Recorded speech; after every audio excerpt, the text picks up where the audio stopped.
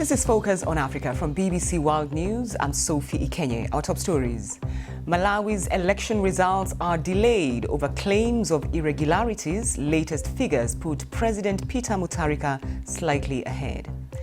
Kenya's High Court rejects a bid to repeal a law criminalizing gay sex.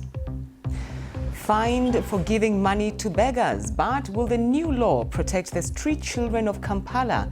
We'll be speaking to the city's mayor. And in sport, South Africa's women national football team to earn equal bonuses as the men's side.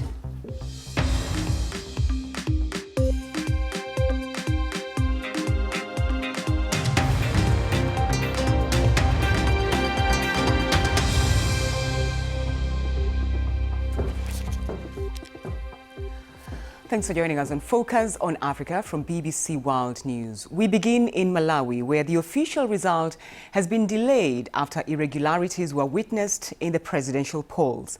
Now, the country's electoral commission says it's engaging with political parties to address the complaints that have been raised. Now, the last figures give incumbent President Peter Mutharika a slim lead over his closest challenger. Well, in a moment, we'll be crossing over live to Emmanuel Igunza from Lilongwe. But first, here is a report that he sent a little earlier. Our chairperson, commissioners. It's been anxious days for Malawians as they wait to know their next president. After months of grueling campaigns, the election is turning out to be a close fight. Incumbent President Peter Mutharika has a slight edge over his opponents.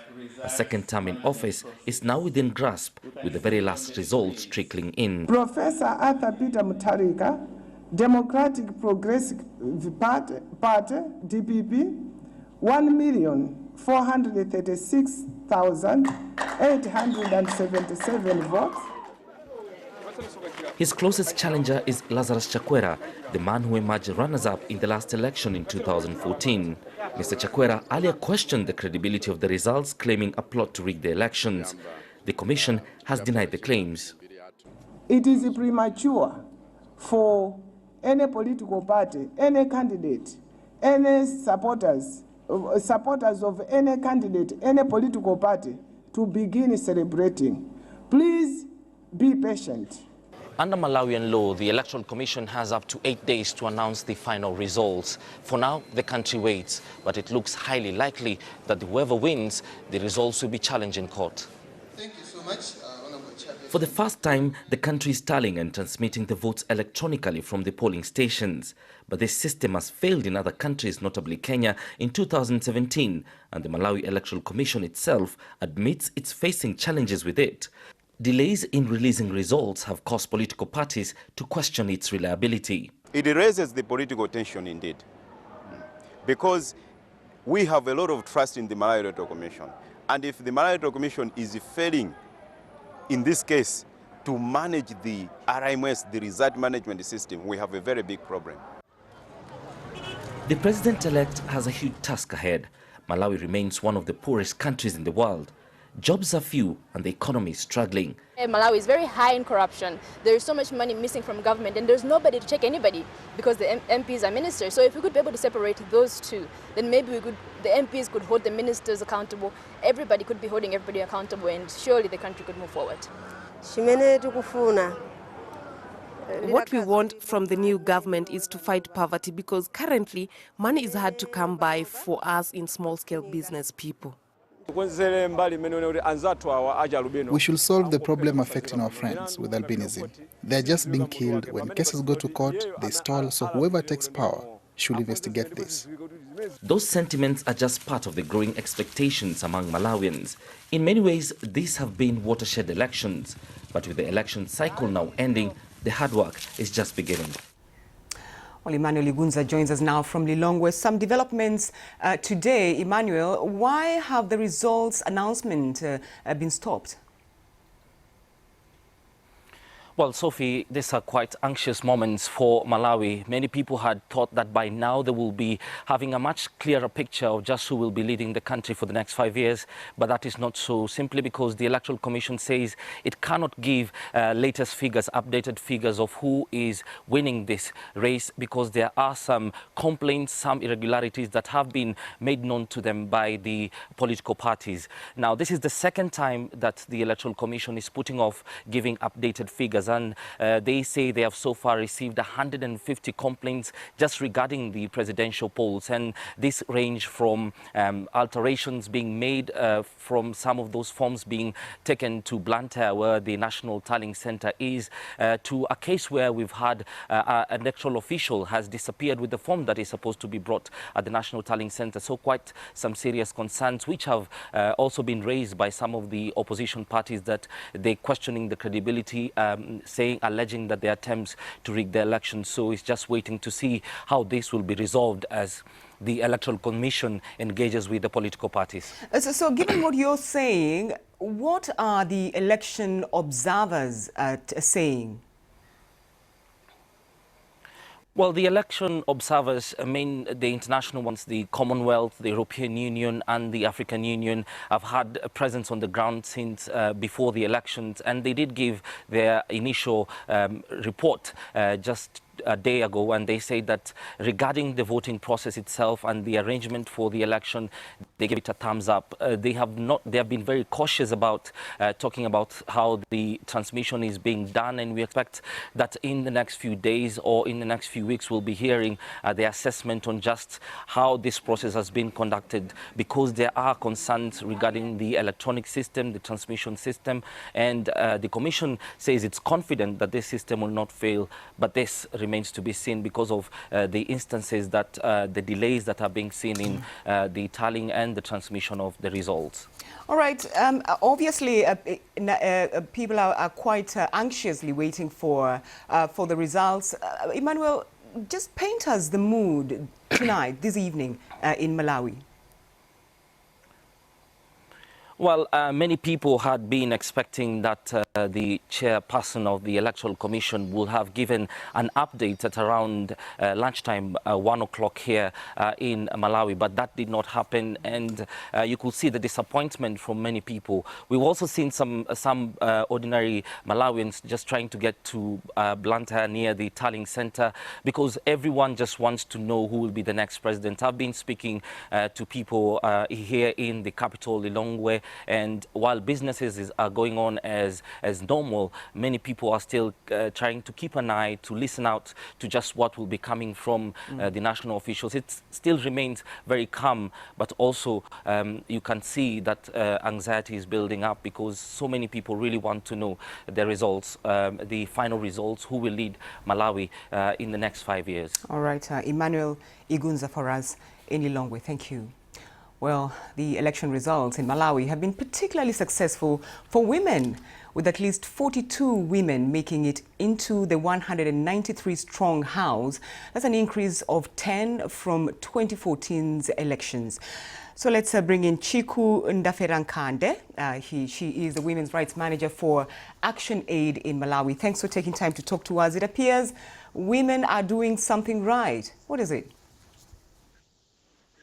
I think the number one thing is that after 2014 tripartite elections, we immediately sat down to look at what is it that can work. So we came up with a theory change that looked at the structural issues that women may fail to go into decision-making positions. Number one, we had a program that was challenging the negative social norms that voters have against women. We're looking at capacity building, and most importantly, we were also championing electoral reforms to make sure that women make it into decision. Chiku, one would have thought that given that, Malawi once had a female presidential candidate, that more women would present themselves or put themselves out there for the top job. Sorry? I wonder why there was no female presidential candidate in these current elections. It has been indeed hard for women to make it into presidential race, and most importantly, because we only had one political party that had a female candidate, who was Her Excellency Dr. Joyce Panda. But this time around, she did not compete. She joined another political party, so that has been a challenge. Basically, we don't have well, we seem to have lost a political that party that has there with, yeah, apologies. We have to leave it there, Chiku, because the line is a bit, I would say, dodgy. But thank you very much indeed for taking time to talk to us on Focus on Africa. Chiku Ndafera Kande there in Malawi. Well, let's now take a quick look at other stories making the headlines across Africa and the rest of the world. Algerian police have arrested dozens of people as they tried to hold anti-government protests for a 14th consecutive Friday. Now, hundreds were kept away from the Grand Post Office in Algiers, which has been one of the main rallying points for demonstrators.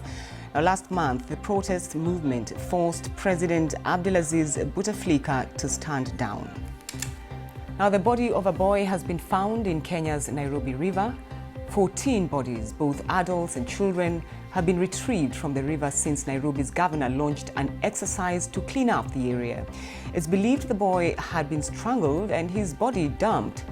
Now, last week, the bodies of 2 babies were also found. The British Prime Minister Theresa May is to step down from office in 2 weeks' time. Fighting back tears, Mrs. May said she'd done her best to complete Britain's withdrawal from the European Union, but had been unable to do so. She said it would be up to the successor to find consensus on Brexit and urged all sides to compromise.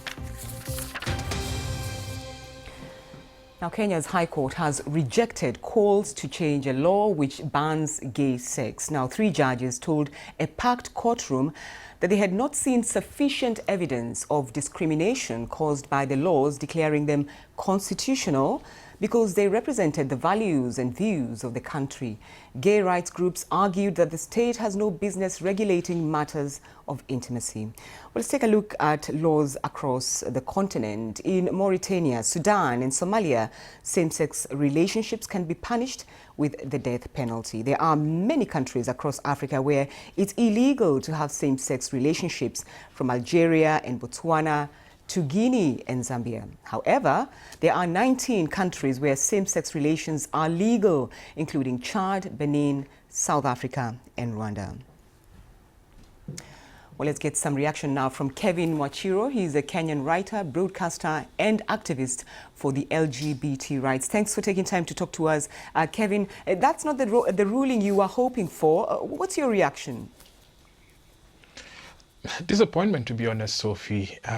We were hoping to have some good news coming out of Kenya today, not just for our community, but for the wider country, for the Pan-African LGBT movement. But that will just have to wait a little bit longer. Kenya doesn't want to seem to decolonize its mind. I wonder, Kevin, though, what you make of what the judges said, that they had not seen sufficient evidence of discrimination, to quote them, caused by the laws, which they said were constitutional because they represented the values and views of the country. That really got many of us aback as we're listening in court. And my thing is, how do you go to a system to report a violation, and yet that system is entrenched in trying to make your life difficult, where you can't go and report an attack on your person because of your sexuality, and then the same system is the one that's going to victimize you? That just took many of us took many of us aback, and we're really disappointed that they took that line of argument. So you were quite disappointed. What's your next move now? We take today in, we lick our wounds, Sophie, but this was a big thing for Kenya. We've come a long way as an LGBTI movement. We have to just go back to the drawing board, and as they say, we shall see them in court again. I wonder, though, Kevin, what the potential implications of this ruling would be across the continent. There were many movements across the continent that are looking towards Kenya to provide some form of case law to lead the way in the using the law to decriminalize homosexuality. I guess now we look at other countries that are going down the same way. We look forward to seeing what the ruling will be in Botswana, and I just hope other movements follow a similar path, where they figured, they will look at their laws, they'll look at the statutes and take this to court and try and make life better for their sexual minorities. All right, Kevin Mwachiro in Nairobi, thank you for taking time to talk to us on Focus on Africa. Thank you. This is Focus on Africa from BBC World News. Still to come, Salim Kikeke will be here with the sport, including the curious case of the two captains of Ghana's national football team, the Black Stars.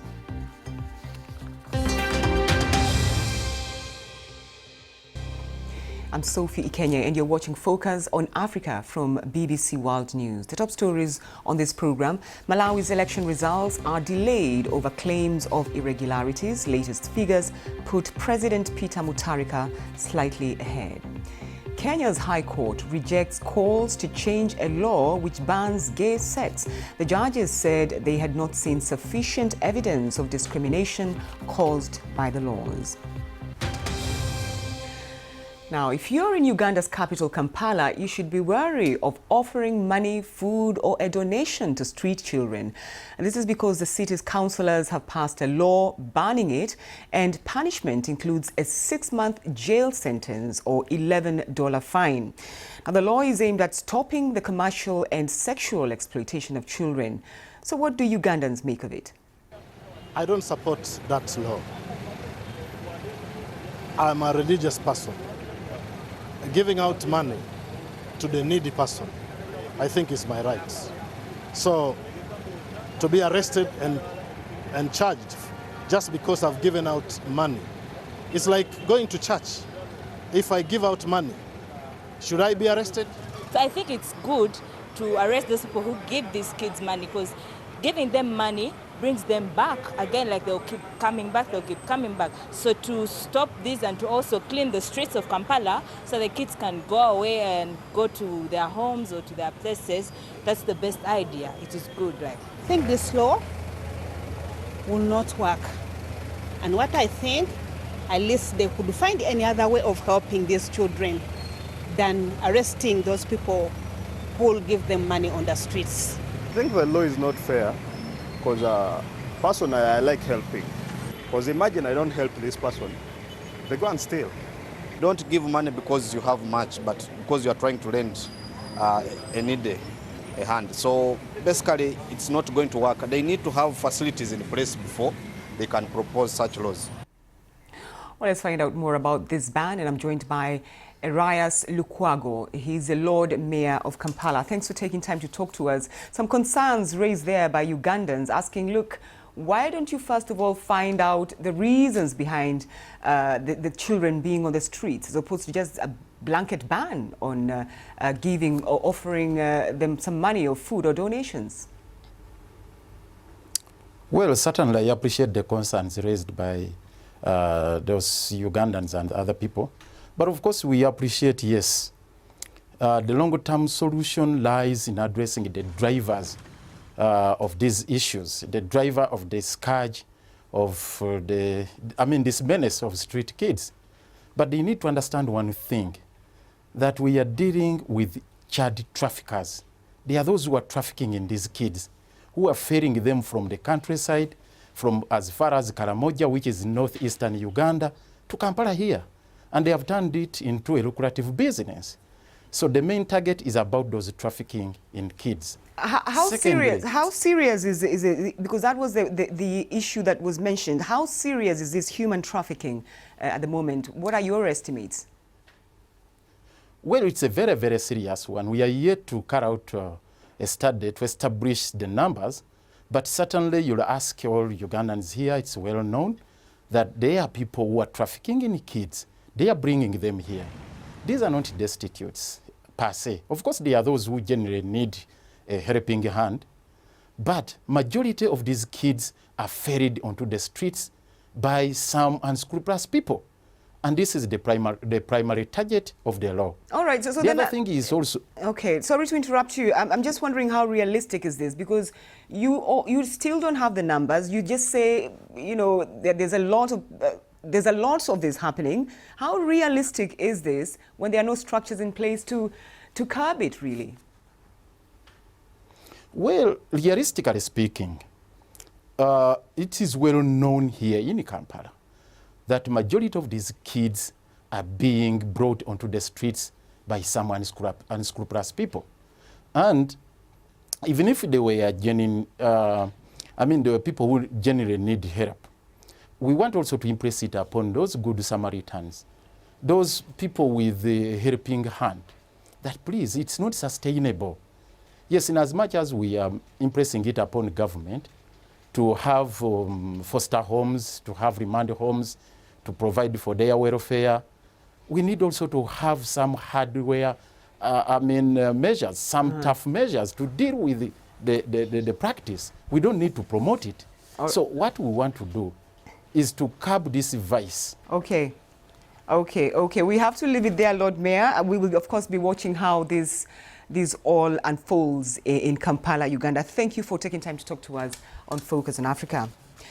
Well, let's find out what's happening now in the world of sports with Salim.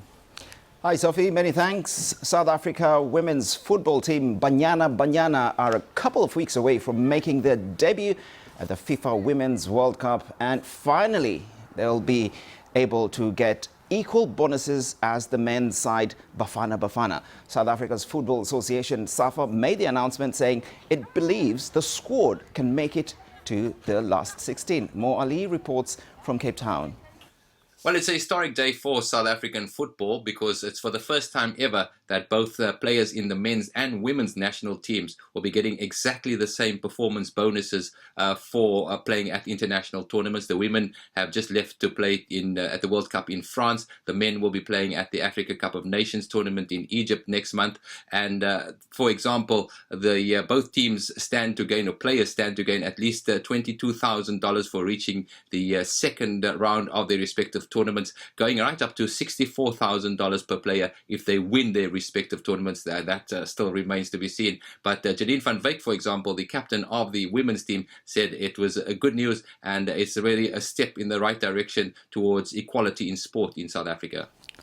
Moali there. The first leg of the African Champions League final kicks off tonight. Two North African giants are set to collide in Morocco's capital, Rabat. Wydad Casablanca are up against holders Esperance. Esperance have not lost in their last 11 Champions League games, and following a 0-0 draw with their domestic arch-rivals Etoile du Sahel at the weekend, they are now just one win away from a third successive Tunisian championship. Esperance are seeking to win a rare back-to-back Champions League trophy. Wydad Casablanca, who won the Champions League in 2017, beat South African side Mamelodi Sundowns in the semi-finals to reach this stage of the tournament. The game will be a special occasion for Wydad coach Fauzi Benzati, who led Esperance to the 1994 African Cup of Champions Club title 25 years ago.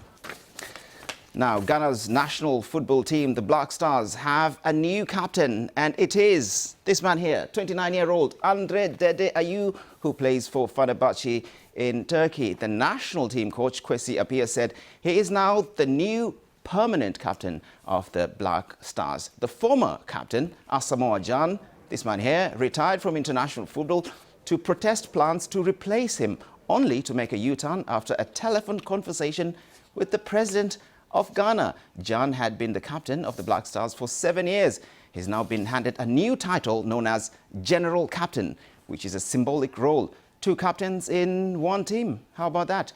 Ghana play Benin in their opening game on June 25th in Egypt at the Africa Cup of Nations.